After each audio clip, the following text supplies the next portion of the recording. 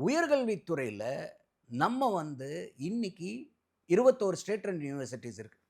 அதுல 12 யூனிவர்சிட்டியில vacancy, teaching faculty vacancy, பாடம் நடத்தக்கூடிய ஆசிரியர்கள், அந்த புரொஃபசர்கள், அசிஸ்டன்ட் புரொஃபசர், அசோசியேட் புரொஃபசருடைய வேக்கன்சி 40லிருந்து 65% வரைக்கும் பணியிடங்கள் காலியா இருக்கு. ம்.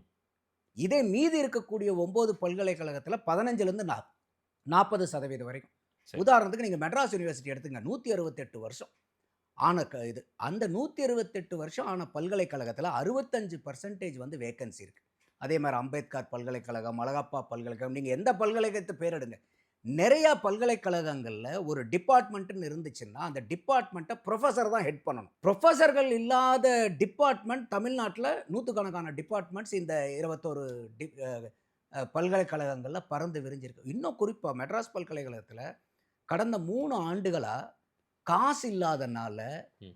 அங்கிருந்து வேலை பார்த்து ரிட்டயர் ஆனவங்களுக்கு ரிட்டயர்மென்ட் பெனிஃபிட் குடுக்க முடியாம இருந்து, இது கோர்ட்டுக்கு போயி, நீதிபதி ஐயா ஆனந்த் வெங்கடேஷன் அவர்கள் தீர்ப்பு குடுத்தும் நிறைவேற்றாதனால, ஃபினான்ஸ் மினிஸ்ட்ரி அவங்க செக்ரட்டரிய கன்டெம்ப்ட் எடுத்து, அந்த அ கார்பஸ் ஃபண்டுன்னு ஒண்ணு சொல்லுவாங்க. அதாவது நம்ம விவசாயிகள் எப்பயுமே அந்த விதை நெல் வச்சிருப்பாங்க பாருங்க.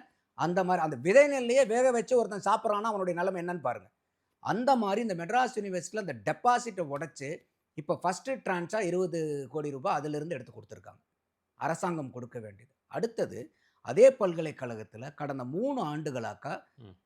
பட்டம் படிச்சு முடிச்சவங்களுக்கு மார்க் ஷீட்டையும், டிகிரி சர்டிஃபிகேட்டையும் பிரிண்ட் அடிச்சு குடுக்கறதுக்கு காசு இல்லாம வச்சிருக்காங்க. அப்போ உங்களுக்கு அந்த பல்கலைக்கழகத்து மாணவர்கள், "இல்ல எனக்கு மேல் படிப்புல இடம் கிடைச்சிருக்கு."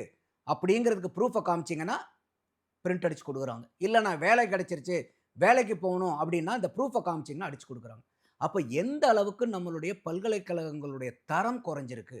அப்ப பல்கலைக்கழகம் ஏன் சொல்றோம்னா, இன்னைக்கு ஒரு மாநிலம் வளரணும்னா, இல்ல எந்த நாடே வளரணும்னா கூட, இந்த பல்கலைக்கழகங்கள் குறிப்பா ரிசர்ச் அதிகமா வரும். இன்னோவேஷன் நெறைய வரணும். ம். அப்ப இன்னைக்கு ஒரு புரொஃபசருக்கு ஒரு 5 பிஹெச்டி ஸ்காலர இன்னைக்கு கைட் பண்ணலான்னா, இன்னைக்கு அதே புரொஃபசர் 10, 15 பேர்த்த கைட் பண்ண வேண்டிய சூழ்நிலை இருக்கு. எங்க குவாலிட்டி ஆஃப் இன்னோவேஷன் நமக்கு கிடைக்கும்?